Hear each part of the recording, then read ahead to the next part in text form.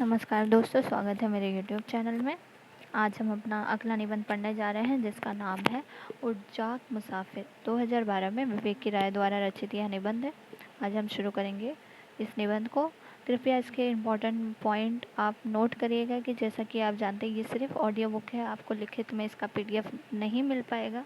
इसलिए जहाँ भी आपको लगे इम्पोर्टेंट पॉइंट है या जहाँ भी मैं आपको कहती हूँ कि नोट करिए, वहाँ आप इसे स्टॉप करके नोट करिए, फिर आप इसे आगे सुनिए।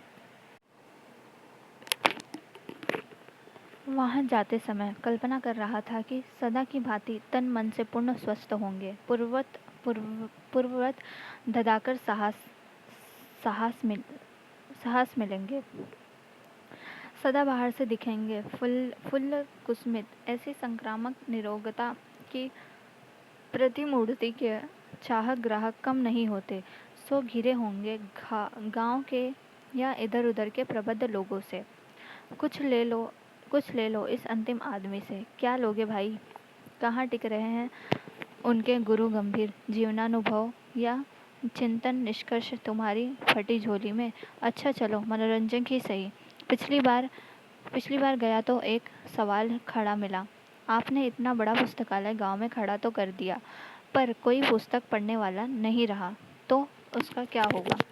प्रश्न सुनकर मास्टर साहब अर्थात जगदीश बाबू, ठीक है, देखिए जगदीश बाबू उज्जाक मुसाफिर के पात्र नोट करिएगा। जगदीश बाबू हैं मास्टर साहब अर्थात जगदीश बाबू।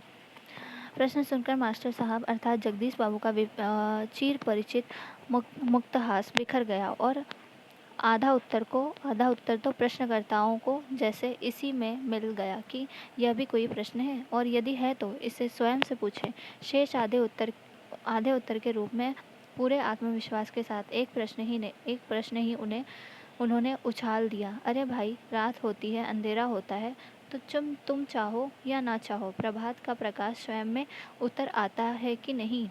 और फिर वही मुक्त मृदु मंद हास। और तब ऐसा लगता था जैसे दिनकर की कविता पंक्तियाँ आकर खड़ी होकर मास्टर के पक्ष में गवाही दे रही। देखिए, ये जो दिनकर जी हैं, इनका जिक्र कौन कौन से निबंध में आया है, तो ये भी पूछ सकता है। एक तो उज्जाक मुसाफिर में आया है, दूसरा संस्कृति और सौंदर्य में आया है नामवर सिंह के निबंध में। तो दो जगह दिनकर जी का ये आया है जिक्र, ठीक है। दिनकर की कविता सामने आकर खड़ी हो जाती है, मास्टर साहब के पक्ष में गवाही दे रही है। जवानी की आंखों में ज्वाला होती है, बुढ़ापे की आंखों में प्रकाश होता है। यह कथन सबसे इम्पोर्टेंट है, कई बार एग्जाम में पूछा भी जा चुका है, तो आप इसे ध्यान से नोट कर लें कौन से निबंध में है। पहले तो ये दिनकर की लाइन है, लेकिन कौन से निबंध से कही जा रही है? उज्जाक मुसाफिर विवेक की राय द्वारा। और यही कारण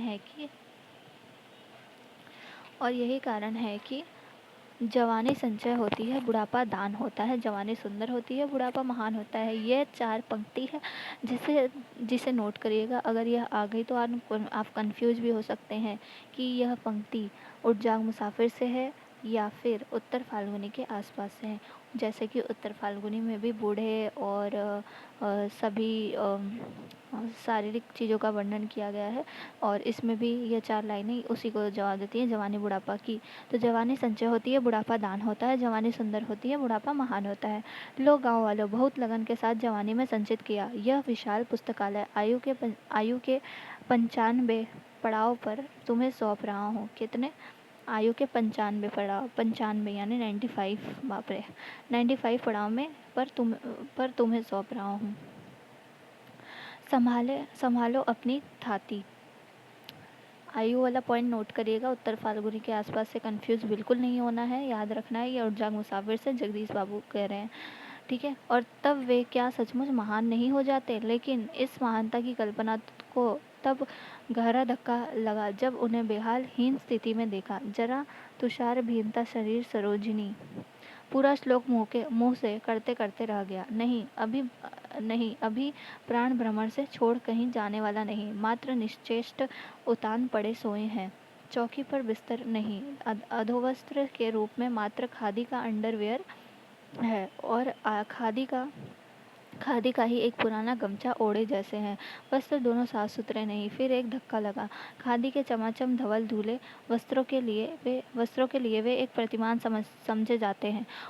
उत्तराभिमुख बैठक खाने के आगे लता पत्रादि से घिरे पूरे प्रांगण को घेर कर जो एक अरगनी है, वह बराबर आंखों पर चढ़ने वाले कपड़ों, धुलने वाले के बाद सूखने के लिए डाले गए वस्त्रों, धोती, कुर्ता, बंडी, चादर और गमछा आदि से सज्जित मिलती। यह उनकी एक विशिष्ट पहचान रही। आगंतुक इन्हें देखकर अनुमान कर लेता वे मौजूद हैं, तो मौजूद तो वे आज भी हैं, पर यह किसी बीमार बेपहचान मौजूदगी।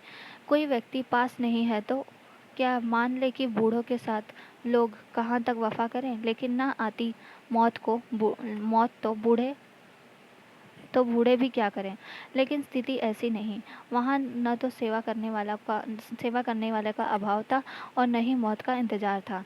मात्र वे बीमार थे। कभी बीमार न पड़ने वाला आदमी बीमार था। यही कारण था कि आश्रम का सुहावन पावन जैसा वह आवास उदास था। उधर मैं अपने सोच में डूबा था। उधर कई लोग वहां पहुंचकर उन्हें जगाने लगे थे। बाबा बाबा, यह देखिए, आपसे मिलने कौन आए हैं।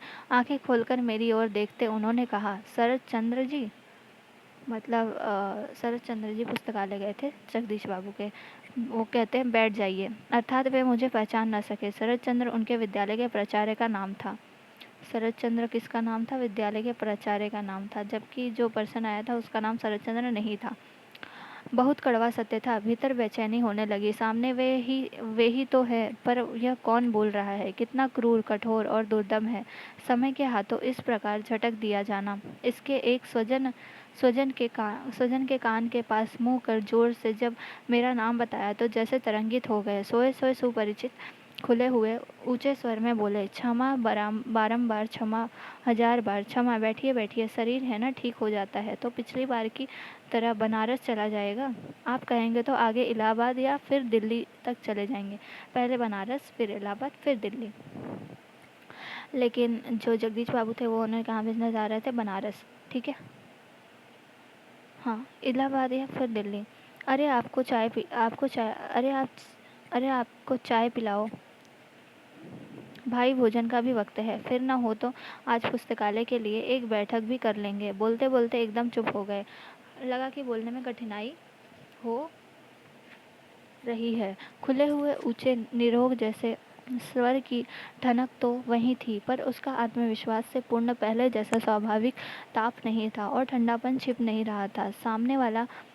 सामने वाला चकितकारी सत्य बहुत आहत कर रहा था। 1 साल के भीतर ही यह क्या हुआ? क्या सचमुच बुढ़ापा अचानक धमक कर चकित कर देता है कि अरे यह क्या हुआ? राष्ट्रीय स्तर के एक विद्या मंदिर के इस तेजस्वी शिक्षक, गांधीवादी चिंतन और जीवन शैली में आजीवन रसे बसे सदाबहार स्वास्थ्य के लिए प्रसिद्ध ग्राम मनीषी तथा सुरुचिपूर्ण सुवेश में सदा साहस मिलने वाले इस समाज सेवी को ऐसे बेहाल कैसे देख रहा हूँ? लेकिन बेहाल कैसे? संभवतः यह नियति और जिजीविषा का संघर्ष है। अभी यात्राएं करनी है, पुस्तकालय के भविष्य को संवारना है। इस बुद्धिजीवी के भीतर कोई कविंद्र दीपित दिख रहा है। स्मरिते चाहिना आमी सुंदर भुवने मानवेर माझे आमी बाची करे। चाई पर विश्व उज्जाग मुसाफिर निबंध संग्रह में संकलित है। जगेतर माज खने दड़ाइया सौदेयर बाशी। मकान जर्जर होने से क्या? मकान मालिक जवान है। वह इस सुंदर संसार को और सुंदर बनाने के लिए जिएगा। यहाँ खड़े होकर बंसी बजाएगा। हाय रोग, हाय दया करे उसकी बलाए। नहीं, वह रोएगा धोएगा नहीं, पड़ा रहेगा शांत मौन। कोई शिकवा शिकायत नहीं। अपने प्रिय कवि कबीर साहब की तरह बेहद के मैदान में सोया है। किसकी तरह? कबीर साहब की तरह। किसका जिक्र आ चुका? दिनकर का आ चुका, दूसरा कबीर का आ रहा है। कुछ निरंतर हो रहा है। क्या हो रहा है? शायद सुमरिन भजन, आश्चर्य।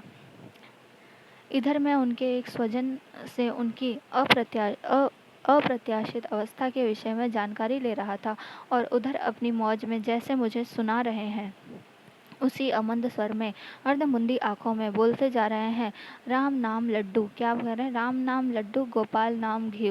क्या कह रहे हैं? राम नाम लड्डू, गोपाल नाम घी। हरि का नाम मिश्री और घोर घोर पीऊ। क्या कह रहे हैं, राम नाम लड्डू, गोपाल नाम घी, हरि का नाम मिश्री, घोर घोर पियो। झूठे सुख को सुख कहत मानत है मन मोद, जगत जपेना काल को चहक कर चहकर अंत काल तुम सुमिरन गति। और फिर चहक कर कुछ मौज में समाता, बिन आदर कौन करे, बरखा बिन सागर कौन भरे, राम बिना दुख कौन कौन हरे।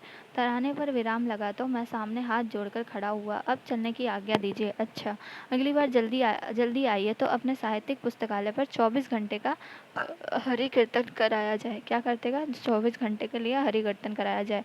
वही मुद्रा, वही अंधमुखी आंखें, वही निर्भाव भाव में चौकी पर लेटे लेटे बोलना, जैसे किसी और से नहीं स्वयं से बोल रहे हैं। आत्मलीन आत्मसंबोधन।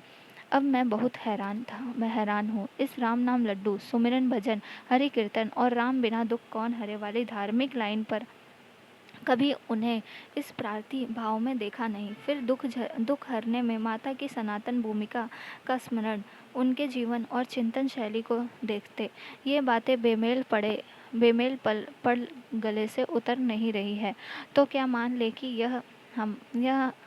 यह हारे को हरि नाम वाली स्थिति है? मगर हारे कहाँ है? अभी तो मन जवान है, लड़ रहा है, पुस्तकालय की मीटिंग कर रहा है, यात्राएं कर रहा है। मन के हारे हार है, मन के जीते जीत। तो यहाँ तो जीत ही जीत है। अंत भला तो सब भला। यात्रा के इस पड़ाव की यह श्रेष्ठतम स्थिति है कि अब आधी व्याधि सहित मौत को पछाड़ कर आदमी अपनी मौज में दहाड़ता रहे। नहीं नहीं, यहाँ पराजय का अस्तित्व नहीं है। यहाँ किसी अपनी बीमारी या किसी डॉक्टर या स्वजन की चर्चा हो रही है। चर्चा है गोपाल नाम घी की, अर्थात अगले पड़ाव पर चलते चलते मैं घी खाकर तगड़े बन जाएं। यही आदर्श वीरता है। यह एक निराला संदर्भ है। सत्य है कि रेत सा तन ढह गया है, मगर किसका? वह जो एक कल्पित नाम रूप है, उसका जिसके लिए वह मैं का प्रयाग करता है? नहीं, मैं अलक्षित हूँ। यही कवि कह गया है। कवि क्या कह गया है? मैं अलक्षित हूँ। वह अलक्षित है। यह जो दिखाई पड़ रहा है, जो अगणित बंधनों में जकड़ा है, वह नहीं है। गुण और संस्कार ही नहीं, अपना यह ओढ़ा हुआ व्यक्तित्व, कल्पित संबंध और अर्जित ज्ञान भी महामारक बंधन। तो अब यह परम पुरुषार्थ देखो। यह निर्बंध असंग पुरुष इस बंधे हुए पुल से गुजर जाने के लिए उद्यत है। यही कारण है कि जीवन भर गांधी, अरविंद, राधा कृष्ण और कबीर आदि से लेकर दिनकर पंत, प्रसाद, प्रेमचंद और हजारी प्रसाद आदि को पढ़ने वाला अब स्वयं को पढ़ रहा है। अपना दीप अपने आप, अपना जिया अपना वेद, अपने अनुभवों की राशि, विपुल पुराण तो क्या, माता बिन आदर कौन करे, उसी का एक महत्वपूर्ण पाठ है। अवश्य बहुत ही महत्वपूर्ण पाठ है। जीवन यात्रा से थका प्रत्येक यात्री विश्राम चाहता है। उसे माता की परम पावन गोद का आश्रय चाहिए। उसके आदर में निद्वंद विश्राम है और वह निर्विघ्न आश्रय है। उसके आदर में ही विश्राम की और आश्रय की स्थिति है। इसलिए जीवन की बीहड़ बेला में उसे स्मरण करते हैं। क्रूर कठिन संसार द्वारा झटक दिए जाने पर जब धुंध में किसी अवांछित हंसी पर पहुंच गए तो और किसे याद करें। उस आदर का स्मरण मात्र एक दुखर सहलाव है, सांत्वना का बल है, एक रोमांच है, अहोभाव है और हर्षित विराम है। किसी कवि की पंक्तियां उमड़ रही हैं। माँ चंदन की गंध है, माँ रेशम का तार बंधा हुआ, जिस तार में सारा ही घर द्वार, यहाँ वहाँ सारा जहाँ नापे अपने पाँव, माँ के आंचल सी नहीं और कहीं भी छाँव। थके यात्री को अब ठहराव चाहिए, विश्राम चाहिए, माँ के आंचल की छाँव चाहिए। माता बिन आदर कौन करे। कुल मिलाकर यह निज घर वापस लौटने की लालसा है। घर की आपाधापी से, श्रम से छुट्टी मिले, दासत्व से छुट्टी मिले, सर्वोहि आत्मगृहे राजा, स्वस्थ रहे तो सानंद रहे। जो देखा, जो सुना और जो सोचा समझा और कुल मिलाकर जो जिया, वह सब मोह मूल परमारथ नहीं, और मोह सकल व्याधिन कर मूला।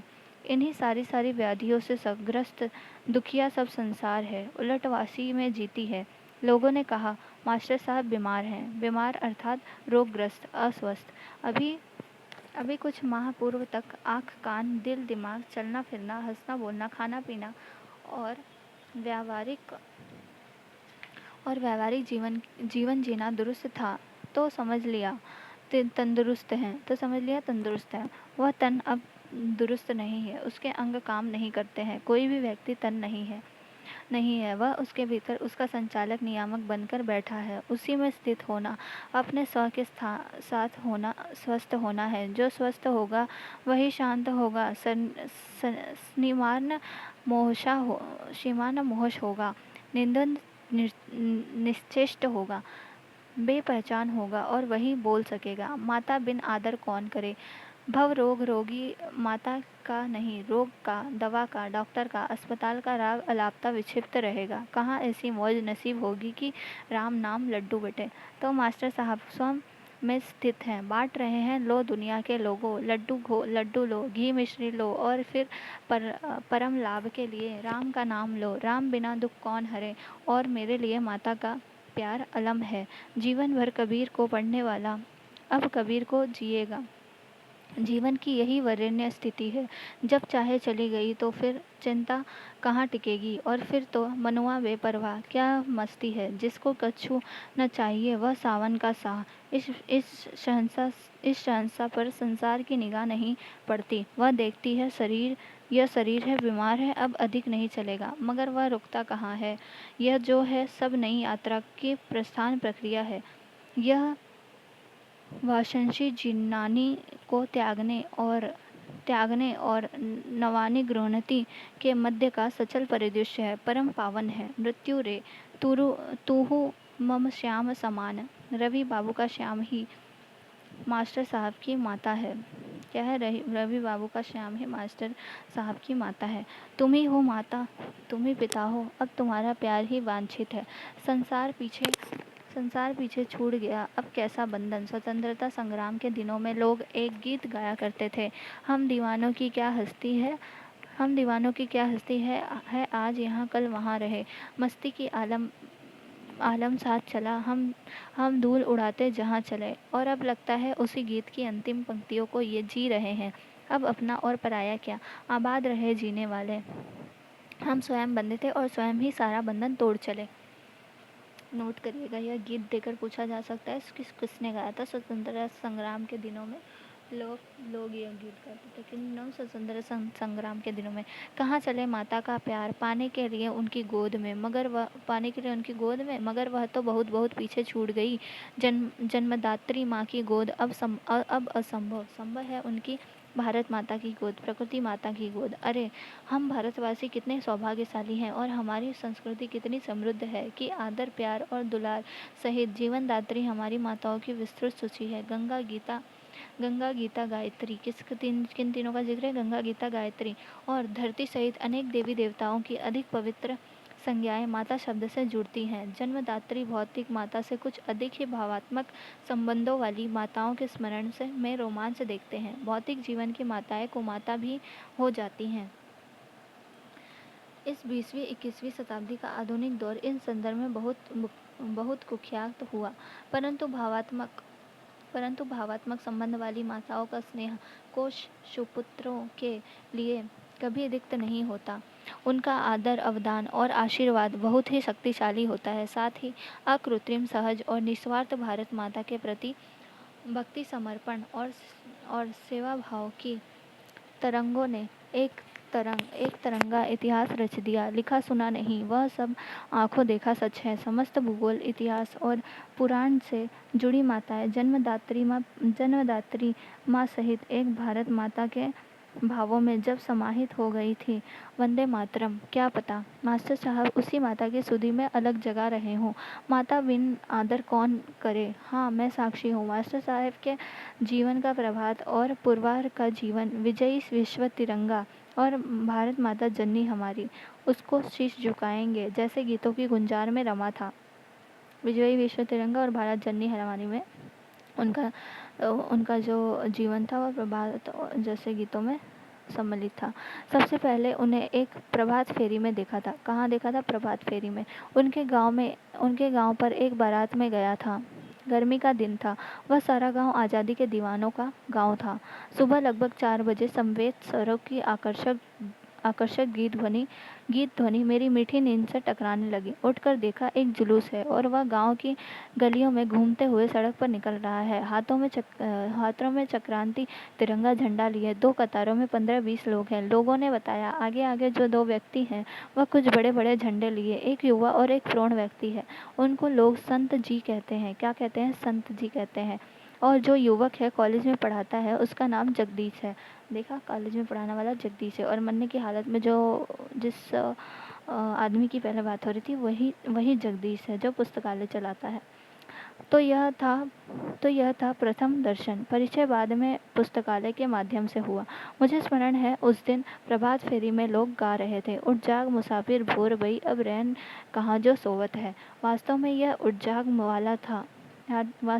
जाग वाला तथा उत्तिष्ठित जागृत के प्राक ऋषि आह्वान को नए संदर्भों में ध्वनित करने वाला गीत मास्टर साहब का प्रिय गीत था, उठ जाग मुसाफिर। ठीक है। अनेक बार इसे उनके मुंह से सुना है। क्या पता जीवन की चढ़ती अवधि का यह राष्ट्र जागरण वाला गीत इस जीवन की उत्तरी सांध्य बेला में आत्म जागरण की कोई मनोवैज्ञानिक लहर बनकर कंठस्वर में फूट पड़ी हो। माता बिन आदर कौन करे, जन्मदात्री माँ की ममता भारत माता में रूपांतरित हो गई हो। ऐसे भाव रूपांतरण स्वाभाविक है। उस सेनानी पीढ़ी की भारत माता के प्रति स्वाधीनता और नवजागरण के प्रति समर्पित तथा गहरी संस्कृति समय का एक ज्वलंत सत्य है। आत्म जागरण बनाम राष्ट्र जागरण गीत की प्रथम कड़ी का भाव प्रवाह दोनों ओर है। उठ जाग मुसाफिर भोर भई अब रैन कहाँ जो सोवत है सो खोवत है, जो जागत है सो पावत है। किंतु आगे की पंक्तियों की राष्ट्रीयता अर्थ में नई व्याख्या की जाती है। मास्टर साहब कहते, गीत में प्रभु का ध्यान करने की बात कही गई है। हमारा रब भारत माता है, हम उसी का ध्यान करते हैं। कौन कहता है? जगदीश बाबू कहते हैं। रही बात पाप की, तो हम वासियों ने अपनी फुटमत का गाफिल होने तथा सोए रहने का पाप किया, जिसकी करनी भुगत रहे हैं, पराधीन बने हैं। भारत माता वंदनी है। और अगली पंक्तियों में जगने, एकजुट होने और कुछ करने का आह्वान है। और अंत में कहा गया, जब खेती चिड़िया चुग डारी, फिर पछतावे क्या होवत है। तो इसका जागरूकता मंत्र उठो जागो का राष्ट्रव्यापी मंत्र प्रभात बेला में स्पंदित है। मूल समस्या सो जाने की है, इसलिए जगाने के बहुगामी यत्न चल रहे हैं। कोई भारत माता का भगत भी है और सिंह भी है, तो वह क्या करता है? जवानों को जगाने के लिए काउंसिल में बम फेंका और फिर फांसी पर चढ़ने जा रहा है, तो भारत माता से विदा मांगता है। बहुत लोकप्रिय गीत था, विदा कर दो मुझे माता। एक निराला कवि है जो इस बात पर तड़प रहा है कि सिंहों की माद में आया है आज सियार। और फिर वही जागो नगपति जागो विशाल। कोई छायावादी कवि प्रसाद रूप में नवजागरण मंत्र फूंक रहा है। बीती विभावरी जागरी किसके? प्रसाद के रूप में। देख नोट करिएगा किन किन कवियों का, निराला की कविताओं का जिक्र आया है। सिंहों की माद आया है आज से यार, जागो जगपति जागो विशाल। फिर प्रसाद की नवजागरण मंत्र प्रसाद का है, बीती विभावरी जागरी। शुरुआत भारतेंदु ने की। ठीक है, निराला जयशंकर से पहले शुरुआत किसने की थी? भारतेंदु ने की। डूबत भारत नाद बेगदी अब जागो। उन्होंने परमात्मा को ही पुकार दिया। पुकार सुनी गई। वह परमात्मा आत्मा के रूप में प्रतिष्ठित होकर और गांव के किसानों में नवजागरण का अदम्य ज्वार बन उमड़ रहा है। जगे हैं, जगा रहे हैं। उठ जाग मुसाफिर प्रभात फेरी की यह श्रृंखला गीत गुंजार से पहुंचती है।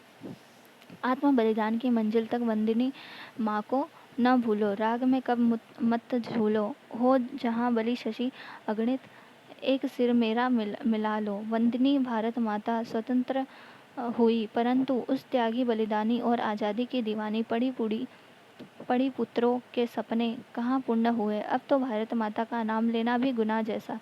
उस नाम का सारा रोमांच वोट तंत्र के बुलडोजर में चप कर चूर चूर हो गया। समर्पितों में से कुछ कुंठित हो मर गए, कुछ पथभ्रष्ट हुए, ऐसे ऐसे कि देश को कांटों से बचाते बचाते फूलों की मालाओं में डूब गए। कुर्सी कमाई, पार्टी प्रॉपर्टी और लोकतंत्र बनाम धनबल तंत्र, बाहुबल तंत्र वाले अंधे युग के भ्रष्टाचार भक्त का गा बजाकर नाच रहे हैं।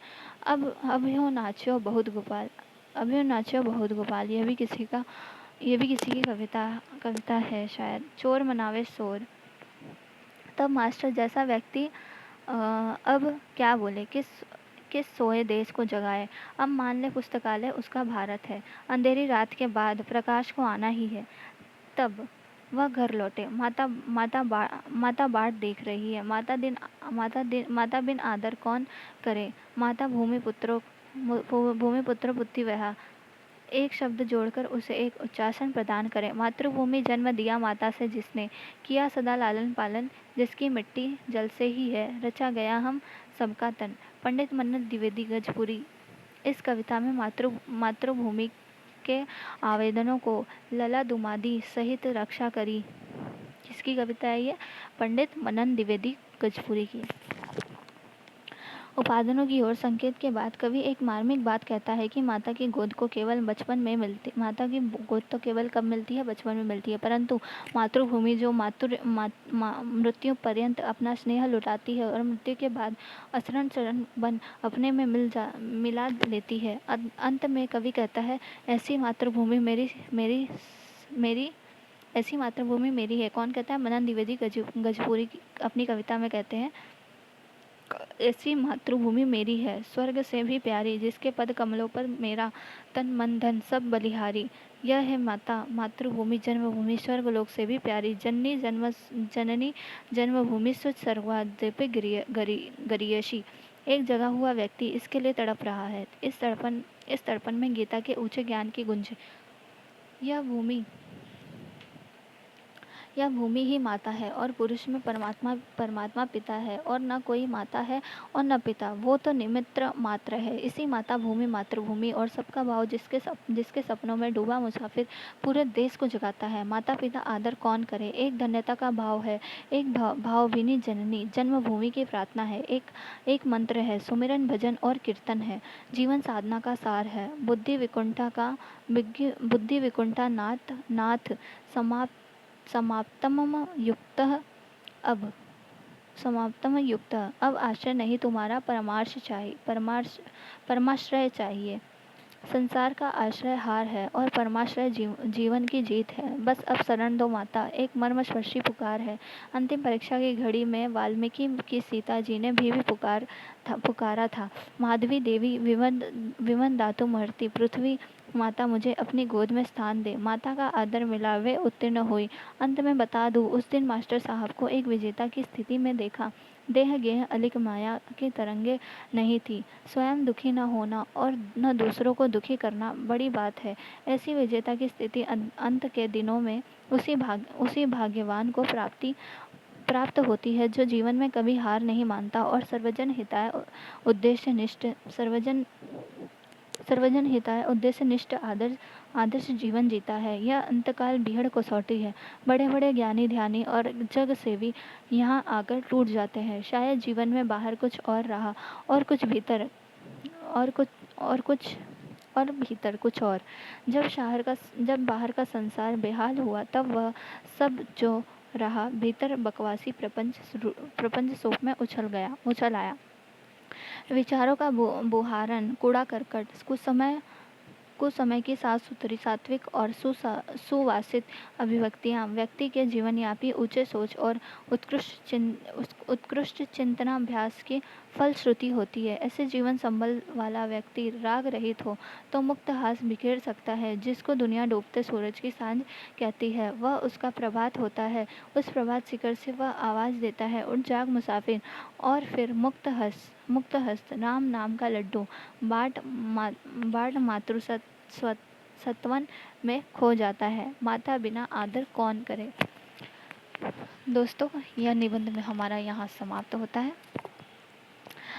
कृपया इस निबंध का जो भी इम्पोर्टेंट लाइन है उससे नोट करिएगा और इस चैनल को लाइक करें, सब्सक्राइब करें, वीडियो को शेयर भी करें और इसे रिपीट भी पढ़िएगा ताकि आप अच्छे से प्रैक्टिस कर सकें। और कल हम मिलते हैं अपने अगले निबंध के साथ।